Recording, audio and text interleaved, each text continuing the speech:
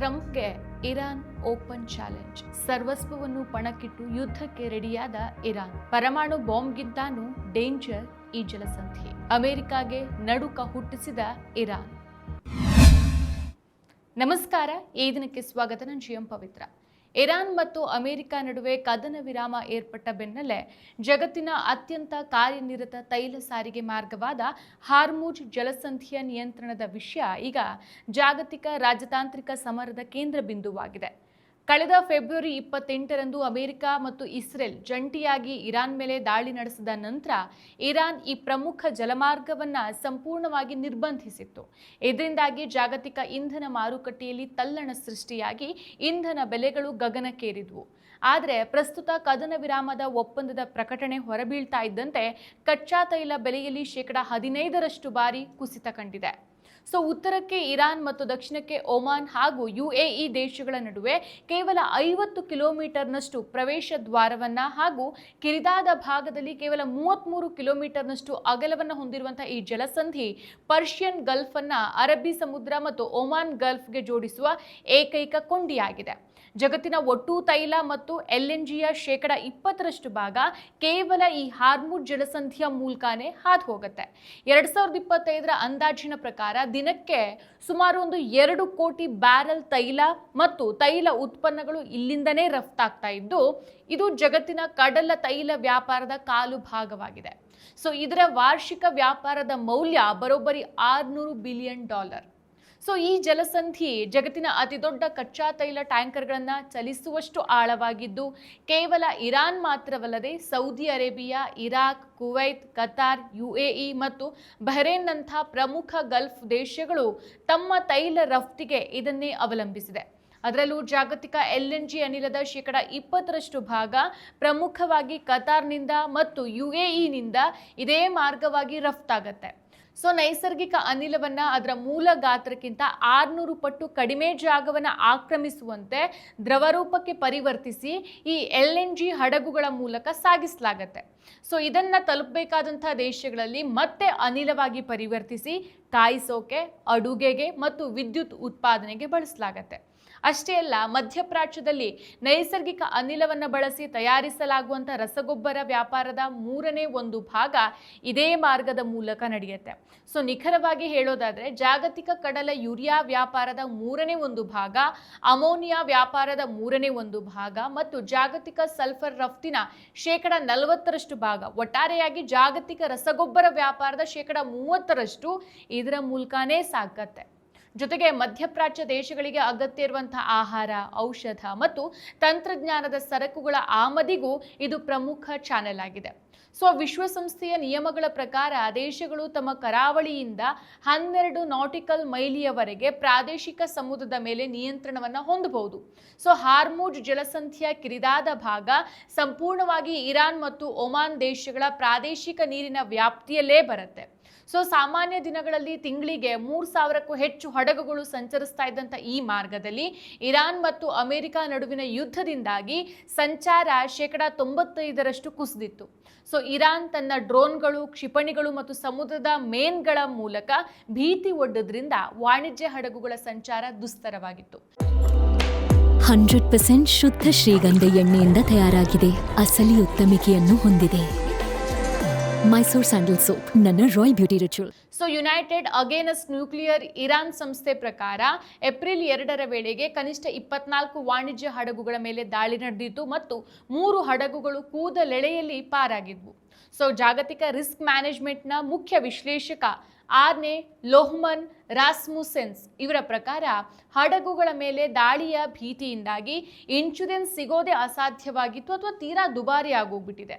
ಈ ಬಿಕ್ಕಟ್ಟಿನಿಂದಾಗಿ ಏಷ್ಯಾ ಮತ್ತು ಆಫ್ರಿಕಾ ಖಂಡದ ದೇಶಗಳು ತೀವ್ರ ತೊಂದರೆಗೆ ಒಳಗಾಗಿದ್ವು.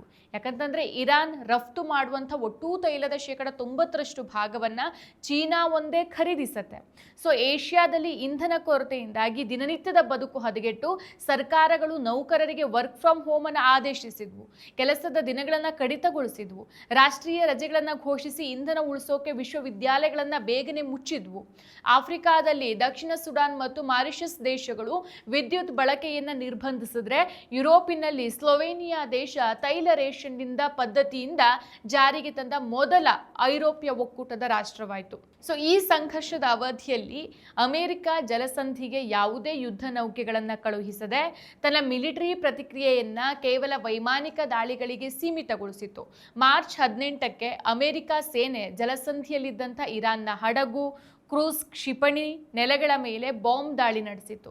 ಈ ಹಿಂದೆ ಡೊನಾಲ್ಡ್ ಟ್ರಂಪ್ ಅವರು ಚೀನಾ ಸೇರಿದಂತೆ ಇತರ ಮಿತ್ರ ರಾಷ್ಟ್ರಗಳು ಜಲಸಂಧಿಯ ರಕ್ಷಣೆಗೆ ಯುದ್ಧ ನೌಕೆಗಳನ್ನು ಕಳುಹಿಸಬೇಕು ಅಂತ ಕೋರಿದ್ರು. ಆದರೆ ಯಾರೂ ಉತ್ಸಾಹ ತೋರದೇ ಇದ್ದಾಗ ಅಮೆರಿಕಾಗೆ ಯಾರ ಸಹಾಯವೂ ಬೇಡ ಅಂತ ಟ್ರಂಪ್ ಮತ್ತೆ ವಾಪಸ್ ಹೇಳಿಕೆ ಕೊಡ್ತಾರೆ. ಸೊ ಇತಿಹಾಸವನ್ನ ನೋಡಿದ್ರೆ 1990ರ ದಶಕದ ಇರಾನ್ ಇರಾಕ್ ಯುದ್ಧದ ಸಮಯದಲ್ಲೂ ಇಂಥದ್ದೇ ಟ್ಯಾಂಕರ್ ಯುದ್ಧ ನಡೆದು ತಟಸ್ಥ ಹಡಗುಗಳ ಮೇಲೆ ದಾಳಿಯಾದಾಗ ಅಮೆರಿಕಾದ ಯುದ್ಧ ನೌಕೆಗಳು ಕುವೈತ್ನ ಟ್ಯಾಂಕರ್ಗಳಿಗೆ ಬೆಂಗಾವಲಾಗಿ ನಿಂತಿದ್ವು. ಇದು ಎರಡನೇ ಮಹಾಯುದ್ಧದ ನಂತರ ನಡೆದ ಅತ್ಯಂತ ದೊಡ್ಡ ನೌಕಾ ಕಾರ್ಯಾಚರಣೆಯಾಗಿತ್ತು. ಸೊ ಕದನ ವಿರಾಮದ ಮೊದಲು ಕೆಲವು ಹಡಗುಗಳು ಸಂಚರಿಸಿದ್ವು. ಮಾರ್ಚ್ 24ಕ್ಕೆ ಇರಾನ್ ತನ್ನ ವಿಶ್ವಸಂಸ್ಥೆಯ ಮಿಷನ್ ಮೂಲಕ ಶತ್ರುತ್ವವಿಲ್ಲದ ಹಡಗುಗಳು ಇರಾನ್ ಅಧಿಕಾರಿಗಳ ಜೊತೆಗೆ ಸಮನ್ವಯವನ್ನು ಸಾಧಿಸಿ ಸಂಚರಿಸಬಹುದು ಅಂತ ತಿಳಿಸಿತು. ಸೊ BBC ವೆರಿಫೈ ವಿಶ್ಲೇಷಣೆ ಪ್ರಕಾರ ಮಾರ್ಚ್ 1ರಿಂದ 20ರ ನಡುವೆ ಸುಮಾರು 100 ಹಡಗುಗಳು ಸಂಚರಿಸಿದ್ದು, ಅದರಲ್ಲಿ 1/3 ಭಾಗ ಇರಾನ್ ಸಂಬಂಧಿತ ಹಡಗುಗಳಾಗಿದ್ವು. ಮಾರ್ಚ್ 1ರಿಂದ 15ರವರೆಗೆ 11 ಚೀನಾ ಸಂಬಂಧಿತ ಹಡಗುಗಳು ಸಂಚರಿಸಿದ್ವು ಮತ್ತು ಮಾರ್ಚ್ 31ರಂದು ಚೀನಾ ಕಾಸ್ಕೋ ಸಂಸ್ಥೆಯ 2 ಹಡಗುಗಳು ಸೇರಿದಂತೆ 3 ಹಡಗುಗಳು ಹಾದು ಹೋದಾಗ ಬೀಜಿಂಗ್ ಕೃತಜ್ಞತೆಯನ್ನು ಸಲ್ಲಿಸಿತು. ಸೊ ಕನಿಷ್ಠ 8 ಭಾರತೀಯ ಧ್ವಜದ LPG ಟ್ಯಾಂಕರ್ಗಳು ಹಾಗೂ ಏಪ್ರಿಲ್ 3ರಂದು ಫ್ರಾನ್ಸ್ನ CMA CGM ಸಂಸ್ಥೆಯ ಕಂಟೈನರ್ಗಳು. ಸೊ ಇದು ದಾಟಿದ ಮೊದಲ ಪಾಶ್ಚಾತ್ಯ ಹಡಗಾಗಿತ್ತು. ಸೊ 3 ಒಮಾನ್ ಮತ್ತು 1 ಜಪಾನ್ ದೇಶದ ಗ್ಯಾಸ್ ಕೆರಿಯರ್ ಜಲಸಂಧಿಯನ್ನು ದಾಟಿದ್ವು. ಸೊ ಈ ಜಲಸಂಧಿಯ ಮುಚ್ಚುವಿಕೆಯ ಭೀತಿಯಿಂದಾಗಿ ಸೌದಿ ಅರೇಬಿಯಾ ದಿನಕ್ಕೆ 50 ಲಕ್ಷ ಬ್ಯಾರೆಲ್ ಸಾಮರ್ಥ್ಯದ 1200 ಕಿಲೋಮೀಟರ್ ಉದ್ದದ ಈಸ್ಟ್ ವೆಸ್ಟ್ ಕಚ್ಚಾ ತೈಲ ಪೈಪ್ಲೈನ್ ಅನ್ನ ಅಭಿವೃದ್ಧಿಪಡಿಸಿದೆ ಮತ್ತು UAE ತನ್ನ ತೈಲ ಕ್ಷೇತ್ರಗಳನ್ನು ಫುಜೈರಾ ಬಂದರಿಗೆ ಸಂಪರ್ಕಿಸುವ 15 ಲಕ್ಷ ಬ್ಯಾರೆಲ್ ಸಾಮರ್ಥ್ಯದ ಪೈಪ್ಲೈನ್ ಅನ್ನು ನಿರ್ಮಿಸಿದೆ. ಆದರೆ ಈ ಪರ್ಯಾಯ ಮಾರ್ಗಗಳನ್ನು ಬಳಸಿದ್ರೂ ಜಾಗತಿಕ ತೈಲ ಪೂರೈಕೆಯಲ್ಲಿ ದಿನಕ್ಕೆ 80ರಿಂದ 100 ಲಕ್ಷ ಬ್ಯಾರೆಲ್ಗಳಷ್ಟು ಭಾರೀ ಕುಸಿತ ಉಂಟಾಗತ್ತೆ. ಅದರಲ್ಲೂ ಫುಜೈರಾ ಬಂದರಿನ ಮೇಲೂ ಡ್ರೋನ್ ದಾಳಿಗಳು ನಡೆದು ಪೂರೈಕೆಗೆ ಸಂಕಷ್ಟ ಒದಗಿ ಬಂದಿತ್ತು. ಸೊ ಜೂನ್ 17ಕ್ಕೆ ಅಮೆರಿಕ ಮತ್ತು ಇರಾನ್ ನಡುವೆ ಸಹಿ ಮಾಡಲಾಗಿದ್ದ MOU ಈಗ ಸಂಪೂರ್ಣವಾಗಿ ಮುರಿದು ಬಿದ್ದಿದೆ. ಅಮೆರಿಕ ಇರಾನ್ ಮೇಲಿನ ಕಡಲ ದಿಗ್ಬಂಧನವನ್ನು ತೆಗೆದುಹಾಕಿ ತೈಲ ರಫ್ತಿಗೆ ನಿರ್ಬಂಧ ವಿನಾಯಿತಿಯನ್ನು ಕೊಟ್ಟು ಇರಾನ್ನ ಫ್ರೀಸ್ ಆಗಿದ್ದ ಹಣವನ್ನು ಬಿಡುಗಡೆ ಮಾಡೋಕೆ ಒಪ್ಕೊಂಡಿತ್ತು. ಇದಕ್ಕೆ ಪ್ರತಿಯಾಗಿ ಇರಾನ್ 60 ದಿನಗಳ ಕಾಲ ವಾಣಿಜ್ಯ ಹಡಗುಗಳ ಸುರಕ್ಷಿತ ಸಂಚಾರಕ್ಕೆ ವ್ಯವಸ್ಥೆ ಮಾಡಿಕೊಡ್ಬೇಕು ಅಂತ ನಿಯಮ ಇತ್ತು. ಸೊ ಇರಾನ್ ಇದನ್ನು ತನ್ನ ಕರಾವಳಿಯ ಉದ್ದಕ್ಕೂ ಹೊಸ ಮಾರ್ಗದ ಮೂಲಕ ನಿರ್ವಹಿಸೋಕೆ ಯೋಚಿಸಿದ್ರೆ ಅಮೆರಿಕ ನೌಕಾಪಡೆ ಒಮಾನ್ ಕರಾವಳಿಯ ಉದ್ದಕ್ಕೂ ಪರ್ಯಾಯ ಮಾರ್ಗವನ್ನ ಸಿದ್ಧಪಡಿಸಿತು.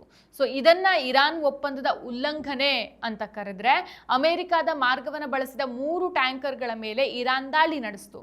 ಸೊ ಇದರಿಂದ ಕೆರಳಿದಂಥ ಟ್ರಂಪ್ ಕದನ ವಿರಾಮ ಅಂತ್ಯಗೊಂಡಿದೆ ಅಂತ ಘೋಷಿಸಿ ಇರಾನ್ ಮೇಲೆ 100 ವೈಮಾನಿಕ ದಾಳಿಯನ್ನು ನಡೆಸಿಬಿಡ್ತಾರೆ.